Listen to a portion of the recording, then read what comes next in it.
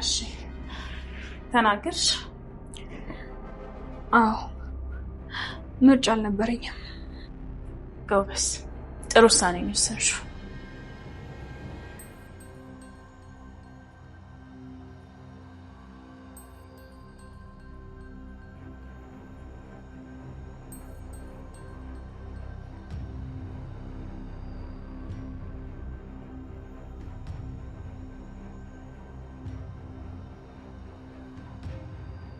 ገዛኸኝ ያለምንም ፍርሃት ዓለምን ከተደበቀችበት አውጥቶ በእቅዱ መሰረት ከዚህ በፊት ሰዎች በሞቷን አምነው እንደቀበሯት ዳግም ገሎም ሊቀብራት በድፍረት ቀጥ ብሎ ወደ አባዬ ቤት ሄዷል። ከገባበት የስጋትና የጭንቀት ህይወት ለአንዴና ለመጨረሻ ጊዜ ለመገላገል እንደ ማስያዣ ራሱ ጋር ባቆያት የትሁት ልጅ ዓለምን ለመቀየር አስቦ ቢሆንም ወደ አባዬ ቤት ሄደው፣ ነገር ግን ትሁት አስቀድማ ከናቲና ከአባዬ ጋር ተነጋግረው ባወጡት እቅድ መሰረትም ሀሳቡን መና የሚያስቀሩበት ይመስላል። ልጇን ከእቅፏ በድጋሚ ወስድባት አለሜት እንዳለች የተናገረችው ትሁት ገዛኸኝ ያንን ሰምቶ ቤቱን ለቆ እንደወጣን በፍጥነት ለናባዬ ያሳውቃቸዋለች። አሁን ላይ ነገሮች ለገዛኸኝ ቀላል ባይሆኑም ነገር ግን ጉዳዩ ለሱ እንዲህ በቀላሉ ሊተው የሚችለውም አይደለም። በሰላም ነገሩን ለመፍታት ሞክሮ ካልሆነለት ተኩሶ ከመግደልም ወደ ኋላ የሚል አይመስልም። የትሁት እቅድ ገዛኸኝን እጅ ከፍንጅ ይዞ እስከ መጨረሻው የሚገላግላቸው ካልሆነ በቀር በቀላሉ እሱ ከህይወታቸው ለማስወጣት የሚቸገሩ ይመስላል። እናንተ ምን የሚፈጠር ይመስላችኋል?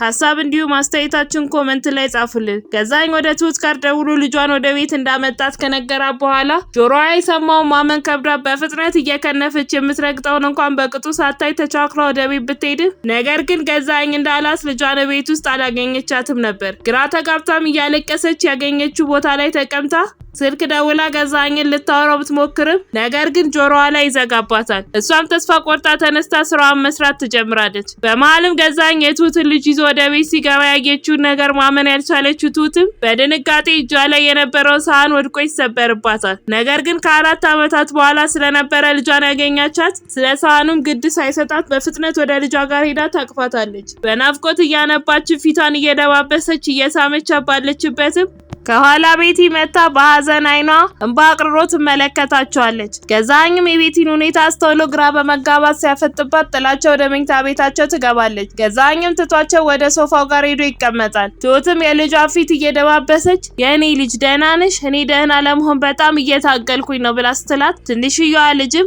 አባባ ጋር አንሄድም ብላ ትጠይቃታለች። ትሁትም አባባ ናፈቀሽ እንዴ? ግን እኔ ሳልናፈኩሽም የኔ ቆንጆ ብላ ስትጠይቃት እሷም እንደናፈቀቻት እናም ታማም መርፌ እንደተወጋች ትነግራታለች።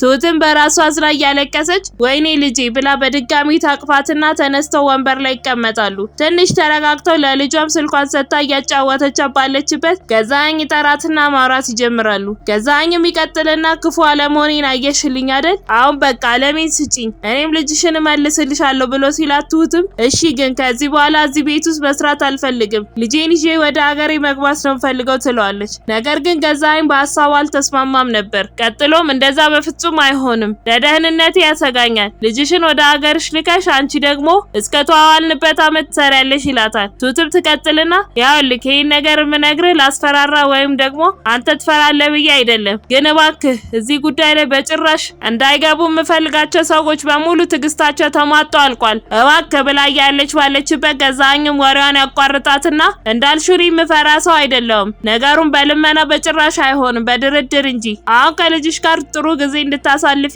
ናቲ እዚህ እንዳይመጣ አድርጊው ብሎ ያዛታል። ትሁትም እሺ ትለውና ልጇን ጠርታ ስልኩን ተቀብላ ወደ ናቲ ጋር ትደውላለች። ሰላምታ ከተለዋወጡ በኋላም አንድ ነገር ልታስቸግረው እንደደወለች እናም ዛሬ ወደ ቤት እንዳይመጣ ትነግረዋለች። በጥያቄው ግራ የተጋባው ናቲ ምክንያቷ ምን እንደሆነ የተፈጠረ ችግር ካለ ብሎ ቢጠይቃትም ነገር ግን ትሁት ምንም የተፈጠረ ችግር እንደሌለና ያለችውን ሰምቶ እንዳይመጣ ሳምናው ስልኩ ይዘጋል። ገዛኸኝም በግርምት በጣም ጥሩ የፈጣሪውን ቃል እንኳን እንደዚህ አይሰማም፣ ለማንኛውም ከልጅሽ ጋር ጥሩ የሆነ ጊዜ አሳልፊ ብሏት ተነስቶ ወደ መኝታ ቤት ይሄዳል። ወደ ውስጥ ሲገባም ቅድም ያልተለመደ ባህሪ ታዝንና ስታለቅስ ያያት ቤቲ አሁን ደግሞ መጠጧን ይዛ እየተጋተች ያገኛታል። አልጋቸው ላይም ይቀመጥና ችግር አለ እየጠጣሽ ነው እና ደግሞ ተናደሻል ልበል ብሎ ሲላ ቤቲም ለምን እና ደግሞ መጠጥ ደስታ ነው ወይስ የያዘን መግለጫ ብላ ስትጠይቀው ገዛኸኝም እሱ በሁለቱም ሰዓት እንደሚጠቀምበት ይነግራታል። ቀጥሎም ሁኔታሽ ግን በጣም ግራ ያጋባል አድርጓል። ደግሞ ቅድም እያለቀሽ አየሁሽ ልበል ብሎ ሲጠይቃት ቤቲም አይገርምህም ከልጅነቴ የተረፈ አንጠፍጣፊ ሐዘኔታ ነበር በእንባ የወጣው ብላ ስትለው ገዛኸኝም በንዴት ማን ስለሆንሽ ነው አንቺ ለነሱ የምታዝኙ? የኔ ሚስት ሆነሽ እንዴት ነው ለነሱ ልታዝኝ የምትችይው? ብሎ ሲላት ቤቲም ብራራና ባዝን የራራውለት ሰው ፈጣሪም ኧረ እኔ ራሱ ምስቅ ነው የሚመስለኝ ብላ ስትለው ገዛኸኝም እኔ ስለምወድሽ ላንቺ አዝናለሁ፣ አንቺም ለኔ ብቻ ነው ማዘን ያለብሽ፣ አሁን ይበቃሻል መጠጡ ብሎ ሲላት ቤቲም አሁን የከለከልከኝ ነገሮች ሁሉ እኮ ያለ መጠጥ አይሆኑም ትለውና መጠጧን ይዛ ወደ ሳሎን ሄዳ መጠጣቷን ትቀጥላለች። በዛን ሰዓት ትሁትና ልጇ መኝታ ቤታቸው ላይ ሆነው እየተጫወቱ ነበር። በመሀልም ትንሽዬዋ ልጅ ከተኛችበት ተነስታ ትሁትን አንድ ጥያቄ ትጠይቃታለች። እማ አባዬ ጋር ግን አንሄድም እና ደግሞ ከዚህ በኋላ ትተሽን አትሄጂም ማረድ ብላ ስትጠይቃት ትሁትን በሀዘን አንገቷን ድፍት አድርጋ አዎ ግን ከጋሼ ጋር የት ነበራችሁ ብላ ስትጠይቃት ትንሽዬዋ ልጅም አንድ ባዶ ክፍል ውስጥ እንደነበሩ እና ደግሞ አሁን እንቅልፏ እንደመጣ ትነግራታለች። ተቃቅፈውም ይተኛሉ።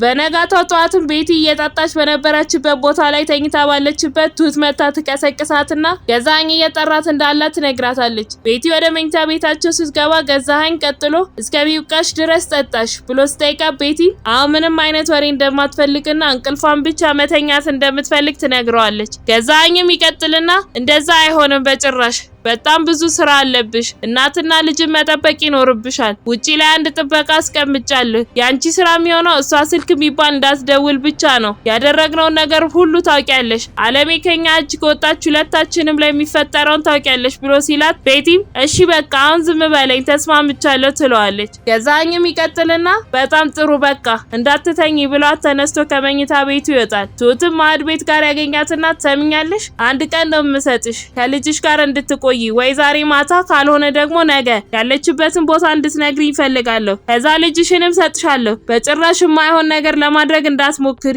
ከበሩ ጀምሮ ብዙ ጥበቃዎች አሉ ብሎ አስፈራርቷት ይወጣል። ከትንሽ ቆይታ በኋላም ትሁት ከልጇ ጋር ሳሎን ሶፋው ላይ ተቀምጠው እየተጫወቱ ባሉበት ቤቲ ትመጣለች። አጠገባቸውም ትቀመጥና ደህና አደርሽ ብላ ስትጠይቃት ትሁትም ልጇ መኝታ ቤት እንድትጫወት ትልካትና ማውራት ይጀምራሉ። ትሁትም ትቀጥልና ቤቲ ባክሽ አግዢኝ እኔ መቼ እንደምጠቅምሽ አታውቂም ብላ ስትጠይቃት ቤቲም ይኸውልሽ ትሁት እኔ ራሴ ውስጤን አላውቀውም። ዛሬ ልክ ነሽ ብዬ አስቤ ነገ ስህተት ከመሰለኝ ልተወው እችላለሁ። ብቻ ግን አንድ ነገር ልምከርሽ ከምንምና ከማንም በላይ ልጅሽ ትበልጣለች። ገዜን አውቀዋለሁ ምንም ነገር ሊያደርግ ይችላል ብላ ስትላት ትሁትም እሺ በቃ ቤቲ አንቺ በምንም ነገር ልትረጂኝ ካልቻልሽ ልጄን እመርጣለሁ። አሁን ቁርስ ምን ልስራልሽ ብላ ጠየቃት። የምትፈልገውንም ነገር ልትሰራላት ትነሳለች። በዛን ሰዓትም ገዛኸኝ ስራው ቦታው ደርሶ ስራውን እየሰራ ባለበት አባዬ ይመጣል። ገዛኸኝም በንዴት ማን ጠርቶህ ነው የመጣኸው? ትሰማኛለህ እኔ በጣም ብዙ ስራ ነው ያለብኝ ብሎ ሲለው አባዬም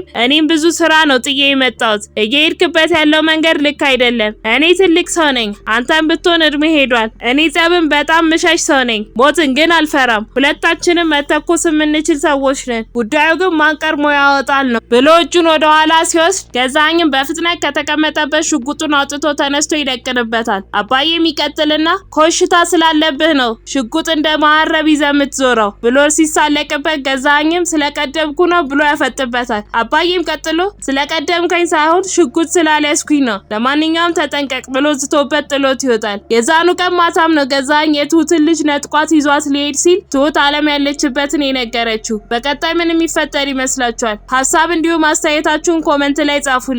የምንለቃቸው ቪዲዮዎች ለብዙ ሰዎች እንዲደርሱ ላይክ እንዲሁም ሼር ማድረግ አትርሱ። ቀጣዩ ክፍል በፍጥነት እንዲደርሳችሁ ሰብስክራይብ በማድረግ የደወል ምልክቷን መጫን አትርሱ። በቀጣይ በሌላ ክፍል እስክንገናኝ እስከዛው በሰላም ቆዩ።